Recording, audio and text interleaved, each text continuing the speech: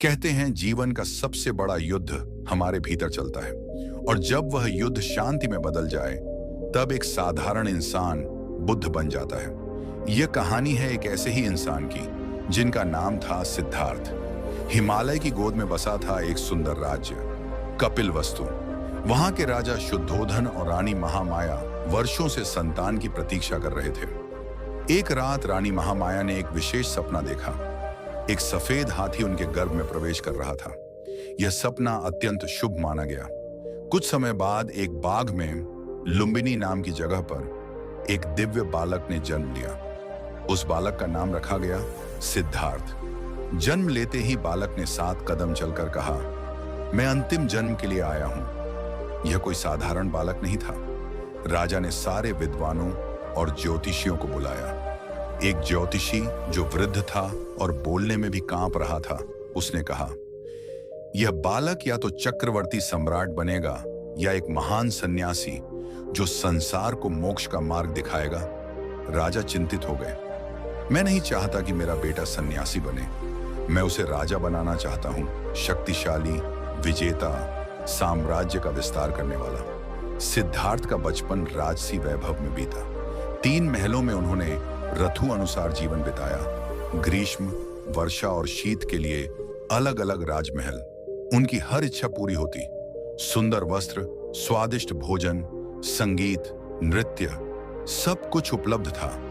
पर उनके मन में कुछ अलग था। छोटे से सिद्धार्थ को कभी किसी पशु का दूह देखा नहीं जाता। एक दिन उन्होंने एक पक्षी को तीर से घायल देखा। उन्होंने तुरंत उसे गोद में उठाया, मरहम लगाया, पानी पिलाया। जिसमें दया नहीं वह मनुष्य नहीं हो सकता, उन्होंने कहा। समय बीतता गया। सिद्धार्थ युवावस्था में पहुंचे। राजा ने उनका विवाह एक सुंदर और बुद्धिमान युवती यशोधरा से करवा दिया। कुछ वर्षों बाद उनके घर एक पुत्र का जन्म हुआ, राहुल। अब राजा को विश्वास था, अब मेरा पुत्र संसारिक जीवन में रम गया है। अब यह सन्यासी नहीं बनेगा। पर नियति को कुछ और मंजूर था। एक दिन सिद्धार्थ ने नगर भ्रमण की इच्छा प्रकट की। राजा ने पूरी योजना बनाई, सड़कें साफ करवाईं, सुंदर दृश्य दिखाने की व्यवस्था की। राजा ने आदेश दिया, कोई बूढ़ा, बीमार या मृत व्यक्ति सिद्धार्थ के सामने न आए। परंतु जीवन की सच्चाई छुप नहीं सकती। पहला दृश्य, एक झुका हुआ वृद्ध, कांपते हाथ, पीठ झुकी हुई। सिद्धार्थ ने पूछा, यह कौन है? सारथी ने कहा, यह वृद्ध है। हर कोई एक दिन वृद्ध होता है। दूसरा दृश्य, एक रोगी, पीड़ा में कराहता, आंखें बुझी हुई। सिद्धार्थ ने पूछा, यह क्यों ऐसा है? सारथी ने कहा, यह रोग से ग्रस्त है। हर कोई बीमार हो सकता है। तीसरा दृश्य, एक मृत शरीर, परिजन विलाप कर रहे थे। सिद्धार्थ सिहर गए। तो जीवन का अंत मृत्यु है? सिद्धार्थ की आंखें खुल चुकी थीं। वो राजमहल लौटे, लेकिन अब उनका हृदय शांत नहीं था। उनका मन प्रश्नों से भर गया था। क्या जीवन केवल जन्म, रोग, वृद्धावस्था और मृत्यु है? क्या कोई रास्ता है जो दुखों से मुक्ति दिला सके? उस रात उन्होंने निर्णय लिया। रात का सन्नाटा था। यशोधरा और राहुल सो रहे थे। सिद्धार्थ ने धीरे से बेटे का सिर चूमा। यशोधरा की आंखों से एक आंसू टपका। शायद उन्होंने कुछ महसूस किया। सिद्धार्थ ने एक बार पीछे मुड़कर देखा, पर रुके नहीं। उन्होंने अपने वस्त्र त्याग दिए, केश कटवाए और एक नया जीवन शुरू किया, ज्ञान की खोज का जीवन। यही होता है पहला मोड़, जब एक राजकुमार खुद को खोकर समस्त संसार के लिए खोज शुरू करता है। सिद्धार्थ अब महल छोड़ चुके थे। वो अब ना कोई राजकुमार थे, ना कोई गृहस्थ। अब वे थे केवल एक जिज्ञासु यात्री जो सत्य की खोज में निकल पड़ा था। कपिलवस्तु के शाही वस्त्र अब मिट्टी के रंग से सने एक सन्यासी के चोले में बदल चुके थे। राजमहल की मुलायम बिछावन अब पत्थर और धरती थी। स्वादिष्ट भोजन की जगह अब एक कटोरे में मिलने वाला भिक्षा का अन्न था। सिद्धार्थ सबसे पहले पहुंचे आलार कालाम के पास। वे एक ज्ञानी तपस्वी थे जिन्होंने ध्यान और समाधि की गहराइयों को जाना था। सिद्धार्थ ने उनसे सीखा ध्यान, एकाग्रता और आत्मा की यात्रा के प्रारंभिक सूत्र। कुछ ही समय में सिद्धार्थ उतने ही कुशल हो गए जितने उनके गुरु। यह देखकर आलार कलाम ने कहा, तुम मेरे साथ रहो और इस आश्रम के सहगुरु बनो। पर सिद्धार्थ का लक्ष्य गुरु बनना नहीं था, उनका लक्ष्य था पूर्ण सत्य। वे आगे बढ़े। अब वे पहुंचे उद्रक रामपुत्र के पास। यहां उन्हें और भी गहराई से ध्यान की शिक्षा मिली। आत्मा को शरीर से अलग देख पाने की शक्ति, निर्लिप्त रहने की कला। पर कुछ समय बाद उन्होंने महसूस किया, यह ज्ञान भी अधूरा है, यह मोक्ष नहीं है, और वे वहां से भी चल दिए। अब सिद्धार्थ ने एक कठोर निर्णय लिया। वे स्वयं तप करेंगे, अकेले। वे शरीर को पूरी तरह त्यागने लगे। दिनों तक बिना खाए, एक टुकड़ा सूखा चावल, कुछ पानी। वे केवल एक सांस में घंटों ध्यान करते। उनकी पसलियां दिखने लगी, आंखें अंदर धंस गईं, शरीर हड्डी और चमड़ी का ढांचा मात्र रह गया। कुछ और तपस्वी उनके साथ हो लिए। वो सिद्धार्थ के तप को देखकर प्रभावित थे। उन्होंने सोचा, यह युवक अवश्य आत्मज्ञान पाएगा। परंतु एक दिन सिद्धार्थ ध्यान से उठे और बहुत थके हुए स्वर में बोले, यह मार्ग भी सत्य तक नहीं पहुंचा रहा। मैंने शरीर को इतना कष्ट दिया, फिर भी मेरा मन अशांत है। क्या यह भी एक प्रकार का अहंकार नहीं कि मैं सब सह सकता हूं? वे नदी के किनारे पहुंचे, थक कर बैठ गए। तभी एक युवा लड़की आई, नाम था सुजाता। उसने सिद्धार्थ को देखा और खीर का एक कटोरा आगे बढ़ाया। स्वामी, ये लो, तुम बहुत थके हो, ये खाओ। सिद्धार्थ ने जीवन में पहली बार प्रेम से भरा हुआ भोग स्वीकार किया। उसी क्षण उनके भीतर एक विचार कौंधा, ना तो भोग ठीक है और ना ही अत्यधिक त्याग। सच्चा मार्ग है मध्यम मार्ग, जहां ना शरीर की उपेक्षा हो, ना आत्मा का दमन। फिर वे पहुंचे एक वृक्ष के नीचे, बोध गया का वो बोधि वृक्ष जो बाद में इतिहास में अमर हो गया। सिद्धार्थ ने संकल्प लिया, जब तक मुझे सत्य न मिल जाए, मैं इस स्थान को नहीं छोड़ूंगा, चाहे जीवन का अंत ही क्यों ना हो जाए। रात आई, चारों ओर सन्नाटा था। पेड़ की पत्तियां हिल रही थीं, धरती पर चांदनी बिछी थी। सिद्धार्थ ध्यानस्थ हो गए। उन्होंने आंखें मूंद लीं और भीतर उतरते गए। उनका मन बार बार डगमगाया। मारा, भ्रमों और इच्छाओं का राजा, उनके सामने आया। मारा ने डर दिखाया, मोह दिखाया, शक्ति, सुंदर अप्सराएं, यहां तक कि सिद्धार्थ को याद दिलाया उनके पुत्र राहुल का, यशोधरा का, उनके बीते वैभव का। पर सिद्धार्थ का मन अब डोलता नहीं था।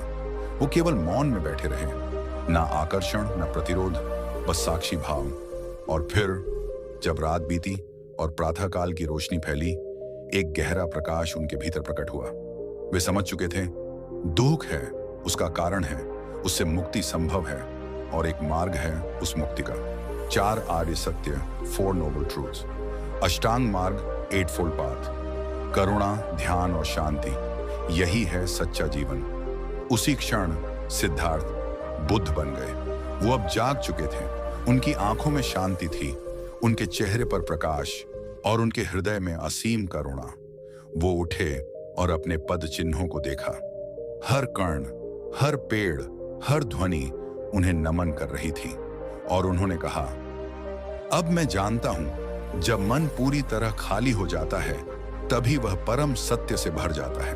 बुद्धत्व की प्राप्ति के बाद बुद्ध बोधि वृक्ष के नीचे कई दिनों तक मौन रहे। वे भीतर की उस शांति में डूबे रहे, जहां ना कोई इच्छा थी, ना भय, ना मोह, बस शुद्ध चेतना। उनका मन एक स्थिर झील की तरह शांत था। उन्होंने सोचा, क्या यह ज्ञान मैं दूसरों को दे सकता हूं? क्या लोग इसे समझ पाएंगे? तभी ब्रह्मा सहम्पति देवता प्रकट हुए। उन्होंने हाथ जोड़कर बुद्ध से प्रार्थना की, हे तथागत, संसार अज्ञान से भरा है। कुछ लोग हैं जो समझने को तैयार हैं, कृपा करके उन्हें मार्ग दिखाइए। बुद्ध मुस्कुराए, यदि कोई पात्र है तो मैं अवश्य उसे भरूंगा। अब बुद्ध तैयार थे अपने ज्ञान का पहला संप्रेषण करने के लिए। वे चले अपने उन 5 साथियों को खोजने, जिन्होंने उनके साथ तपस्या की थी और जिन्हें उन्होंने त्याग दिया था। वे 5 तपस्वी, कोंडन्य, भद्दीय, वप्पु, महानाम और असज्जी, अब वाराणसी के पास सारनाथ में रहते थे। बुद्ध वहां पहुंचे। उन 5 ने पहले तो उन्हें दूर से ही देखा और कहा, यह वही सिद्धार्थ है जिसने तपस्या छोड़ दी थी, हम उससे बात नहीं करेंगे। पर जब बुद्ध उनके पास पहुंचे, उनके चेहरे की शांति, उनकी आंखों का तेज और उनके शब्दों की गहराई, सब कुछ उन्हें चुप करवा गया। वे उठ खड़े हुए, बुद्ध के लिए आसन लगाया और बैठे सुनने के लिए। वह दिन था आषाढ़ पूर्णिमा, वह स्थान था आर्षपत्तन मृगदाय, और वह क्षण था जब पहली बार धम्मचक्र घूमा। बुद्ध ने बोलना शुरू किया। दो अतियाएं हैं जिन्हें साधक को त्यागना चाहिए। पहला, इंद्रियों के सुख में लिप्त रहना, और दूसरा, आत्म पीड़ा में पड़ जाना। इन दोनों के बीच जो मार्ग है वही है मध्यम मार्ग। फिर उन्होंने सुनाया 4 आर्य सत्य। 1, दुख है, जीवन में जन्म, मृत्यु, रोग, वियोग सभी दुख हैं। 2, दुख का कारण है तृष्णा, चाह, मोह, यही दुख की जड़ें हैं। 3, दुख से मुक्ति संभव है, जब तृष्णा का अंत होता है तो दुख भी समाप्त हो जाता है। 4, मुक्ति का मार्ग है, यह है अष्टांग मार्ग। अष्टांग मार्ग के 8 अंग हैं।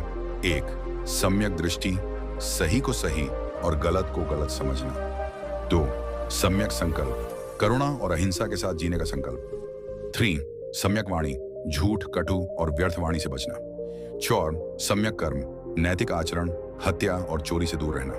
5, सम्यक आजीविका, ऐसा व्यवसाय जो दूसरों को हानि न पहुंचाए। 6, सम्यक प्रयास, बुराई से दूर रहना, अच्छाई को बढ़ाना। 7, सम्यक स्मृति, हर क्षण जागरूक और सजग रहना। 8, सम्यक समाधि, गहरी ध्यान अवस्था में स्थिर चित्त रखना। बुद्ध के वचनों का प्रभाव तुरंत हुआ। सबसे पहले कोंडन्य ने बुद्ध से कहा, भंते, मैं समझ गया, जो जन्मा है वह नश्वर है, मैं भी अब शरण लेता हूं। इस प्रकार कोंडन्य बने पहले भिक्षु, बुद्ध के पहले शिष्य, और यहीं से संघ की स्थापना हुई। धीरे धीरे अन्य 4 साथी भी शिष्य बन गए। अब बुद्ध अकेले नहीं थे, अब उनका संदेश 5 हृदयों में बस चुका था। अब 5 दीप जल चुके थे जो औरों को भी प्रकाश देंगे। इसके बाद बुद्ध ने कई जगह यात्राएं की, राजगृह, श्रावस्ती, कोसल, वैशाली, नालंदा और अनेक छोटे बड़े ग्रामों तक। हर जगह वे चलते, रुकते, सिखाते, मौन रहते, फिर चलते। राजा, व्यापारी, किसान, स्त्रियां, बच्चे, हर वर्ग के लोग उनके शिष्य बने। किसी ने पूछा, भगवान आप कौन हैं? ईश्वर, अवतार, आर्षि? बुद्ध ने उत्तर दिया, मैं केवल जागा हुआ हूं, मैं वह हूं जो अब सोया नहीं है। उनका संदेश सरल था, अपने भीतर झांको, शांति वहीं है, बाहर नहीं। मन खाली करो क्रोध, मोह, लालच से, तभी तुम पूर्ण हो पाओगे। बुद्ध अब केवल एक व्यक्ति नहीं थे, वे एक चलता हुआ प्रकाश बन चुके थे। जहां वे जाते वहां मन की अंधकार मिटती। उनका कोई अस्त्र नहीं था, फिर भी उन्होंने क्रूरता को झुका दिया, अहंकार को पिघला दिया और पत्थर से कठोर हृदयों को नम कर दिया। राजा बिंबिसार की भक्ति बुद्ध की प्रसिद्धि बिंबिसार तक पहुंची। राजा वर्षों से एक सच्चे मार्गदर्शक की तलाश में थे। एक दिन उन्होंने सुना, श्रावस्ती में एक युवक है जो किसी भी प्रश्न का उत्तर मौन से देता है और उसका चेहरा ऐसा चमकता है जैसे पूर्णिमा का चांद। राजा ने तुरंत अपने दूत भेजे, बुद्ध को मेरे महल में आमंत्रित करो। पर बुद्ध ने विनम्रता से कहा, मैं महलों में नहीं जाता, लेकिन राजा यदि चाहे तो वह मेरे पास आ सकता है। राजा स्वयं आए। उन्होंने बुद्ध को प्रणाम किया और कहा, हे प्रभु, मैंने राज्यपाट देखा है, विलास भी, पर शांति कहीं नहीं मिली। आपके पास बैठा तो भीतर कुछ शांत हो गया। कृपया मुझे अपना अनुयायी बना लीजिए। बुद्ध मुस्कुराए, हे राजन, आप पहले से मेरे अनुयायी हैं। जिस दिन आपके मन में यह प्रश्न जगा, वही दिन था परिवर्तन का। राजा ने बुद्ध को राजगृह के पास वेलुवन नाम का एक उपवन दान दिया, जहां संघ निवास कर सके। अंगुलीमाल की कथा, जब हिंसा ने हथियार डाले, अब कहानी आती है एक डाकू की, जिसका नाम सुनते ही लोग थर्रा जाते थे, अंगुलीमाल। वो निर्दयी था, हजारों की हत्या कर चुका था, हर बार एक अंगुली काटता और उसे माला में पिरोता, इसलिए उसका नाम पड़ा अंगुलीमाल। एक दिन वह गांव के बाहर पहुंचा। लोगों ने बुद्ध को चेताया, महात्मा आगे मत जाइए, अंगुलीमाल उधर है। बुद्ध ने उत्तर दिया, उसे मुझसे भय नहीं होगा, जिसे भीतर भय नहीं, उसे बाहर कोई क्या डरा सकता है। बुद्ध अकेले जंगल की ओर चले। अंगुलीमाल ने उन्हें दूर से देखा और सोचा, क्या यह सन्यासी नहीं जानता कि मैं कौन हूं? वो चिल्लाया। रुक जा सन्यासी। बुद्ध चलते रहे, शांत। वो फिर गरजा, रुक जा। अब बुद्ध ने मुड़कर कहा, मैं तो बहुत पहले रुक चुका हूं, पर तुम कब रुकोगे अंगुलिमाल? अंगुलिमाल चौंक गया। क्या मतलब? बुद्ध बोले, मैं हिंसा, द्वेष, अहंकार से रुक गया हूं। तुम अब भी दौड़ रहे हो, घृणा की आग में। वो कुछ पल ठिठका, उसकी आंखों में पानी आ गया। क्या मैं बदल सकता हूं? बुद्ध ने उसका हाथ पकड़ा और कहा, हर जलती अग्नि को शांत किया जा सकता है, अगर तुम सच्चे हृदय से चाहो। उस दिन अंगुलिमाल ने माला उतारी। उसने घुटनों पर बैठकर कहा, हे भगवान, मुझे शरण दो। वह बुद्ध का शिष्य बन गया और फिर कभी किसी को हानि नहीं पहुंचाई। लोग पहले डरते थे, अब उसे देखकर प्रेरणा लेते थे। आम्रपाली, सौंदर्य और करुणा की मूरत। अब कहानी आती है वैशाली की एक सुंदर प्रसिद्ध गणिका आम्रपाली की। सभी राजकुमार उससे विवाह करना चाहते थे, पर वह स्वतंत्र थी, किसी के अधीन नहीं। एक दिन खबर मिली, बुद्ध वैशाली आए हैं। आम्रपाली सुनकर उनके दर्शन को गई। बुद्ध वृक्ष के नीचे ध्यान में लीन थे। वो पास गई और बैठ गई। बुद्ध ने आंखें खोली और कहा, तुम कौन हो? वो बोली, मैं आम्रपाली हूं, इस नगर की गणिका। बुद्ध बोले, मैं तुम्हारी आत्मा देख रहा हूं। वो इतनी पवित्र है कि कोई उपाधि उसे छू नहीं सकती। वो स्तब्ध रह गई। उसने पहली बार किसी पुरुष की आंखों में वासना नहीं, सम्मान देखा था। उसने पूछा, क्या मैं भी आपकी शरण ले सकती हूं? बुद्ध ने मुस्कुराकर कहा, धम्म में कोई भेद नहीं, जो चाहे वह आ सकता है। आम्रपाली ने अपना सारा वैभव त्यागा, अपने महल को संघ को दान कर दिया और एक भिक्षुणी बन गई। बुद्ध की करुणा सीमाएं नहीं जानती थी। उनका धम्म केवल सन्यासियों के लिए नहीं था, बल्कि हर उस आत्मा के लिए था जो परिवर्तन चाहती थी। बुद्ध की उपदेश यात्रा अब अपने अंतिम चरण में थी। उनके अनुयायी बढ़ चुके थे, संघ प्रौढ़ हो चुका था। उनके शब्द अब चुपचाप शिष्यों के हृदय में नहीं, बल्कि दुनिया भर में फैल चुके थे। लेकिन बुद्ध को यह सब समाप्त करना था। जो जन्मा है वह नश्वर है। यह जीवन, यह शरीर, यह अहंकार सब समाप्त हो जाएगा। अब उन्हें केवल अपनी महापरिनिर्वाण की ओर बढ़ना था। नालंदा से कुशीनगर तक की यात्रा, कुशीनगर में उनका अंतिम विश्राम था, लेकिन वे अभी वहां नहीं पहुंचे थे। बुद्ध ने यात्रा शुरू की, राजगीर से वैशाली, फिर श्रावस्ती से लुम्बिनी। यह यात्रा कई महीनों तक चली। हर स्थान पर शिष्यों ने उन्हें श्रद्धा से नमन किया। हर एक स्थान पर उन्होंने कुछ ना कुछ उपदेश दिया। हर एक स्थान पर बुद्ध ने यह बताया, जो आया है वह जाएगा। उनकी बातें किसी के लिए भविष्यवाणी नहीं थी, बल्कि जीवन की सच्चाई थी, जैसे कोई मीठा गीत जो दिल को सहज ही छू जाता हो। उपदेश और अंतिम तैयारी। जब बुद्ध कुशीनगर के पास पहुंचे तो उन्हें लगा कि अब समय आ गया है। उनका शरीर अब थक चुका था। उन्होंने अपने शिष्यों से कहा, जो कुछ मैं कह चुका हूं वह पर्याप्त है। अब मेरी देह का समय पूरा हुआ। लेकिन फिर भी उनके चेहरे पर वही शांत मुस्कान थी, जैसे किसी ने दुनिया की सारी चिंताएं छोड़ दी हों। बुद्ध ने अंतिम उपदेश दिया। उन्होंने अपने शिष्यों से कहा, हे भिक्षुओं, जैसे एक जलती मशाल को बुझा दिया जाता है, वैसे ही शरीर का अंत होता है, लेकिन आत्मा, बुद्धत्व, यह कभी नहीं मरता। तुम सब अपना मार्ग खोजो। तुम जो चाहो वही बन सकते हो। मेरे शब्द केवल मार्ग हैं। तुम स्वयं सत्य के शरणागत बनो। महापरिनिर्वाण। बुद्ध का अंतिम क्षण, जब बुद्ध ने यह उपदेश दिया तो वे शांतिपूर्वक लेटे हुए थे। उनकी देह के भीतर अब कोई हड़बड़ी नहीं थी। उन्होंने अपने शिष्यों से कहा, हे भिक्षुओं, अब मुझे कोई पीड़ा नहीं है। यह शरीर एक अस्थायी वस्तु है, लेकिन जो मैं जानता हूं वह अमर है। वह शांत होकर लेटे, आंखें बंद कर ली और अपना अंतिम श्वास लिया। बुद्ध का देह त्याग हुआ, लेकिन उनका संदेश, उनका ज्ञान, उनका आशीर्वाद हमेशा के लिए जीवित रह गया। महापरिनिर्वाण। यह शब्द अब दुनिया भर में फैलने लगा। उनके अंतिम क्षणों में जैसे एक दीपक बुझता है, वैसे ही बुद्ध का शरीर मिट गया, लेकिन उनकी आत्मा, उनका सत्य उस क्षण से अनंत तक जीवित रह गया। बुद्ध का अंतिम संस्कार और शिष्य बुद्ध की मृत्यु के बाद उनके शिष्यों में गहरी शोक की लहर दौड़ गई। लेकिन बुद्ध ने हमेशा सिखाया था, शोक मत करो। सच्चा शोक तब है जब तुम्हारे भीतर ज्ञान का दीप बुझ जाए। उनके शरीर का अंतिम संस्कार किया गया और उनकी अस्थियां 8 भागों में विभाजित की गईं। इन्हें विभिन्न स्थानों पर पूजा के लिए रखा गया और वहां बुद्ध के उपदेशों का प्रचार हुआ। बुद्ध के शिष्यों ने उनकी शिक्षाओं को फैलाना जारी रखा। अश्वघोष, महाकश्यप, आनंद, शारिपुत्र और महामोगलान जैसे उनके महान शिष्य दुनिया भर में बुद्ध के धम्म का प्रचार करते गए। धम्म की धारा का फैलाव बुद्ध के बाद उनकी शिक्षाएं कभी नहीं मिटी। उनकी धम्म चक्र धारा को शिष्य एक श्रृंखला की तरह आगे बढ़ाते गए। आज भी विश्व भर में बौद्ध धर्म के अनुयायी इस शिक्षाओं को जीवन में उतारते हैं।